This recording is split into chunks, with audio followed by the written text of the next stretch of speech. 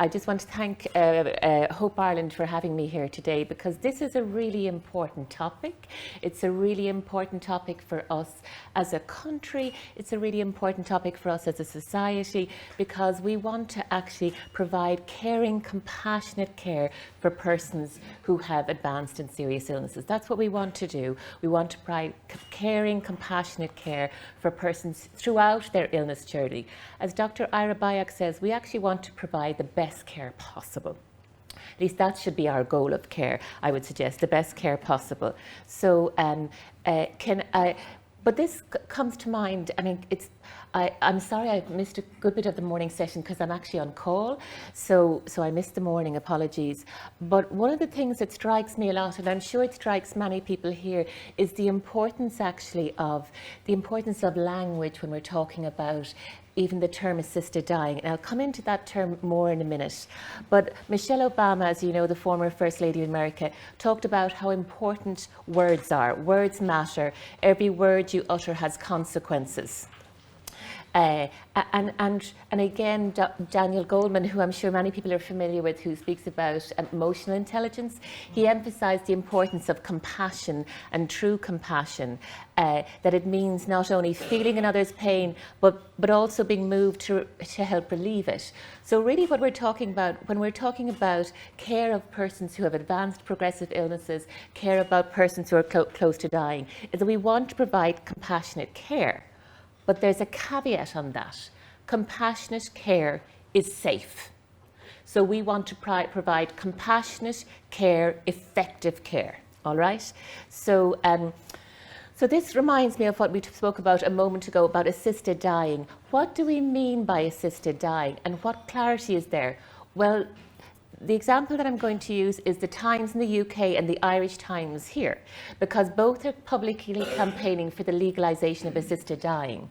But assisted dying in the UK means physician-assisted dying. It means physician-assisted suicide, where they actually prescribe the medication and the person self-administers it. The company here are using the same term, assisted dying, but here, repeated attempts at legislation of this are about legalising assisted suicide and euthanasia. So we need to euthanasia, of course, means that the practitioner actually directly does it. So we need to be very careful about the language that we're actually using, you know. So actually, the Benelux countries, as I'm sure you know, were one of the earlier initiations of euthanasia and assisted suicide in Europe. And the government there, the government in the Netherlands is very clear about the language they actually use. So they actually use the term euthanasia and assisted suicide. So predominantly that's the language I'll be using for clarity, and because that's actually that's actually what keeps actually coming before our Dáil and the Dáil committees. Okay, so what are we talking about? What are the actual, we've had a lot of very comprehensive discussion about the ethics of this, and in the discussions about euthanasia and assisted suicide, a lot of the discussions about the ethics of this.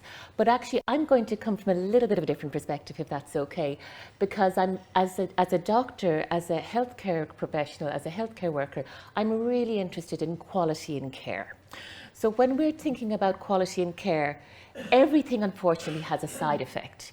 If a new medication was being explored for any type, for infection or for cancer care or anything like that, they would have to go through very comprehensive trials. And a particular set of those trials are what we call toxicity. They're usually phase 1 trials. They're checking for toxicity. That means they're checking for adverse outcomes. They're checking for side effects. So they're checking for adverse outcomes, they're checking for side effects. So what is the side effects here? Well, when we're talking about euthanasia and assisted dying, assisted dying or assisted suicide, the aim actually is to cause the death of the person. Okay, so that means, unfortunately, and death. I know it sounds obvious to say it, but death is irreversible. So we're talking about the irreversible risk of the death of somebody inappropriately. So we're talking about wrongful death or inappropriate death. And that actually gets much more uncomfortable.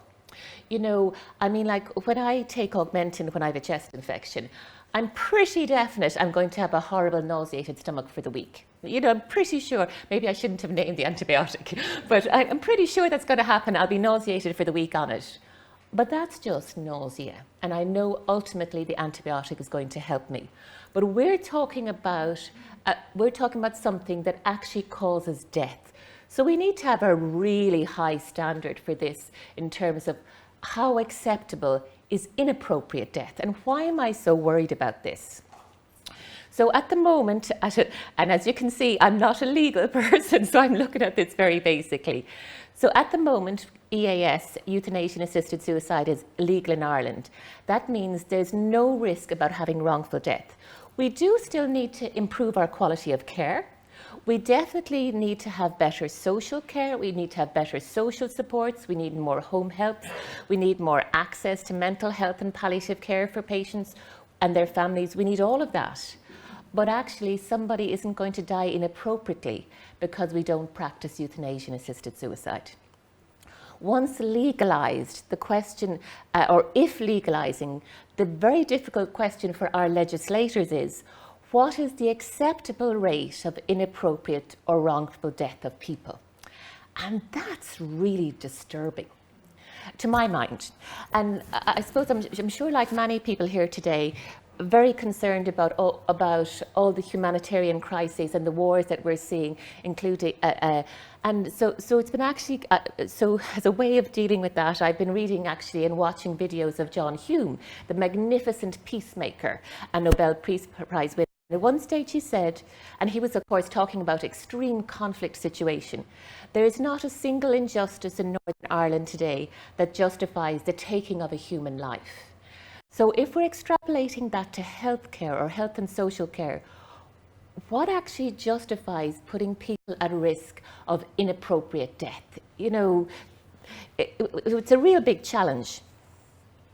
So coming back to euthanasia-assisted suicide, death is irreversible.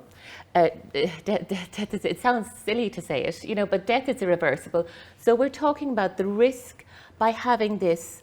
And what we're seeing in Canada is actually the normalization of euthanasia in Canada.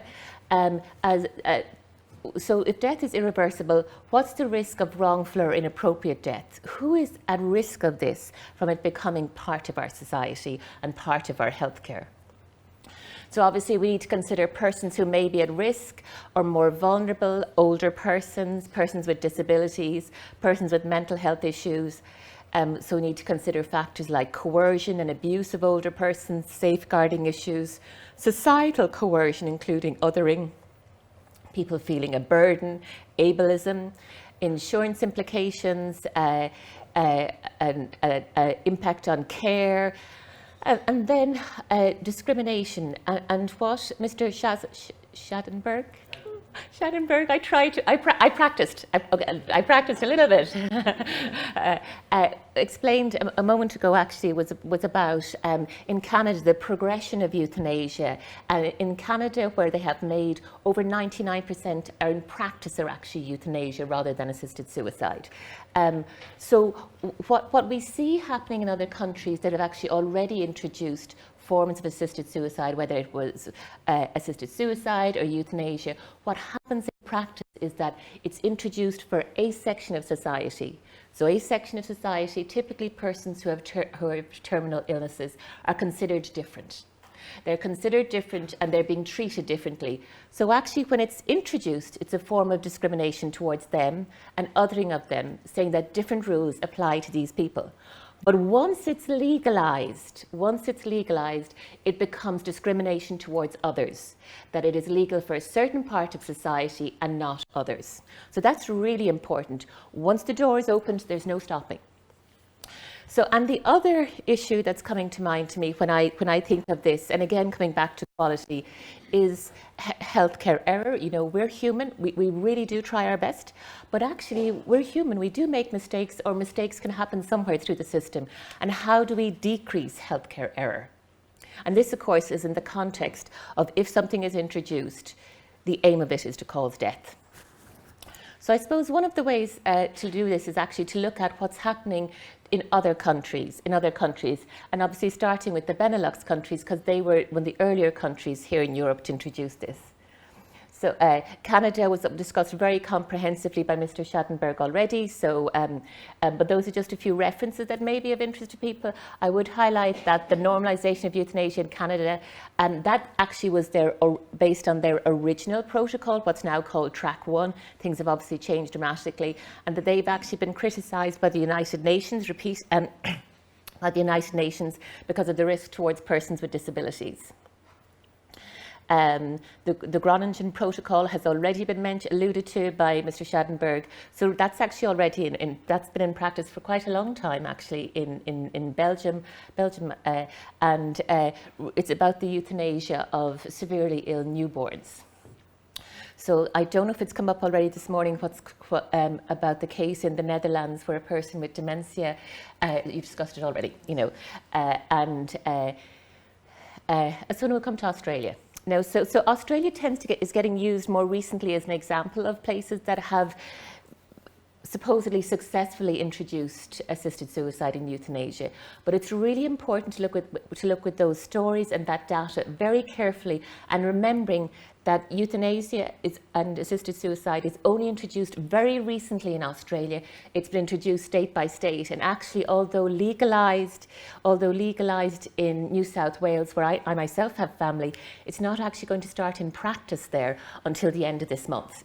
So we need to be very careful about data that comes out of Australia, and similar towards data that comes out of New Zealand, because New Zealand, while I think the End of Life Choices Act was 2019, it actually only came into effect towards the end of 2021. So really this data needs to be looked at very carefully and taken in its actual context. So what are here now is actually 4 real-life cases. As you can see, depersonalized, de-identified by Professor David Kisan. And he actually is a professor based he works in psychiatry and palliative care in Australia, really eminent, highly thought of. And he actually made a presentation a submission to, I think this is to New South Wales, when they were actually considering it in their parliament, just to discuss what was actually happening in his state and what he was seeing from a clinical practice perspective. So in this first case, he discussed a patient struggled with persistent cancer-induced abdominal pain and asked for VAD. So in Australia, the term is used voluntary assisted dying, VAD. The physician initiated the process for a VAD application. The patient sought referral to a different physician at another hospital to obtain a second opinion about pain relief. Opioid rotation to methadone was initiated with good effect. The patient expressed surprise at achieving good pain relief and asked why the first physician at the specialist hospital had not done this similarly. When the 2 physicians communicated about what had happened, the first one reflected that once VAD was requested, this distracted from attention to analgesics, as the process of VAD is lengthy and felt medically stressful for the physician. The physician had stopped trying to address the patient's needs. So the patient actually was being undermanaged for pain control, but thankfully in this situation actually had gone elsewhere for a second opinion. Unfortunately, this is a case of a person who, actually ended up okay, who actually had unidentified depression. And an oncologist told the patient that their cancer had progressed despite recent anti-cancer therapy. The patient became upset and asked about VAD. Wondering how they were coping, the oncologist referred the patient to a cancer psychiatrist. The patient gave a history of several weeks of feeling hopeless and fatigued, with a loss of happiness and pleasure in life, such that life felt pointless, and she had entertained thoughts of an overdose for a few weeks. The patient had sensed she was in trouble with their cancer and had thoughts of giving up. Their family had encouraged the patient to ask for VAD. The psychiatrist diagnosed a clinical depression with clear-cut symptoms and signs, and following treatment with antidepressants, the patient's wish to live returned and several months of a fulfilling life followed. The oncologist introduced alternative anti-cancer treatment. So really what we're seeing here actually, I'm sure the picture, you can hear me, thank you very much, Liz. The picture is starting to emerge actually of the availability of hastened death, the availability of hastened death actually detracting from good clinical care. And actually people moving towards that option because they're getting undertreated pain control, undertreated depression. So unfortunately, this is a case of coercion. An email arrived from a patient's partner to say that their adult child was applying pressure for VAD medication to be taken. The patient had been approved for VAD and had the medication at home. The child returned to Australia from a country in which she was employed to say goodbye to his parent. Having arrived, he wanted to know when the medication would be consumed. He wanted to be present when the medication was swallowed, but only had returned for a 3-week visit. The spouse understood the patient could live for a few months yet and had wanted to enjoy the time together. When the email arrived, the coordinating doctor returned to the patient's home to re-examine the situation. A direct question was asked of the patient: do you feel pressurized by your child to take the medication? But then, of course, it was a direct question, and we're all people and families are complex. Perceiving that their child was being challenged, the patient denied any sense of pressure, but took the medication the very next week so the child could return overseas again. The bereaved spouse was left to struggle with an angry and complicated grief. And the last case that Professor Colleran shared with the New South Wales Parliament. So the bereaved person said, I didn't get a chance to say goodbye. So this is the case of person bereaved post-VAD, and again it's a de-identified case. At least not properly the way I had intended. It all happened too quickly. He had that box with the medication in it. One day, out of the blue, he said he was ready to take the medication. So this is the patient's wife speaking, I think. The bereaved was left feeling guilty, alone and awkward about what had happened. It had been difficult to express her ambivalence, yet now the stigma became apparent. She didn't like to tell friends how he had died. A new barrier had emerged that interfered with the normal process of grieving. So really when reading those case histories that Professor Colleran kindly shared, we're all people. This is actually a much more complicated discussion than people can come across, or when it's simply diluted to the right. And as Mr. Schadenberg said, it's my body, it's my choice. But we live in societies, we live in families, it has impact on other people. So it also brings back how accessible is care. What is the impact, or what can be the wider impact on introducing EAS? Well, it's wonderful that people are living longer and living fuller lives, but people are also living with more complexities and that have greater care needs through illness. It is really uncomfortable that someone might have to wait 18 weeks for a wheelchair, or for a wheelchair to be adapted. And these are just headlines. We could get them for any country, for a lot of countries, but that's really uncomfortable. Coming back to Canada, a Paralympian was looking for a stair lift and she was offered MAID. Another lady in Ontario, a mother whose quadriplegia, was considering MAID because she was having difficulty getting supports. And that's really challenging and difficult stuff to read. But it does come to mind then the other aspect, and the list we discussed a moment ago about the risks associated with euthanasia and assisted suicide. There's a lot of aspects to it, so we won't get chance to go here, or I'll be way over the extra 10 minutes that Mr. Schadenberg was. We'll be here until 6. But if we one that strikes me a lot, because we were talking about quality and safety, is safeguarding. And of course, yesterday I think was National Safeguarding Day, or Thursday. How effective are we in clinical practice at detecting coercion and abuse?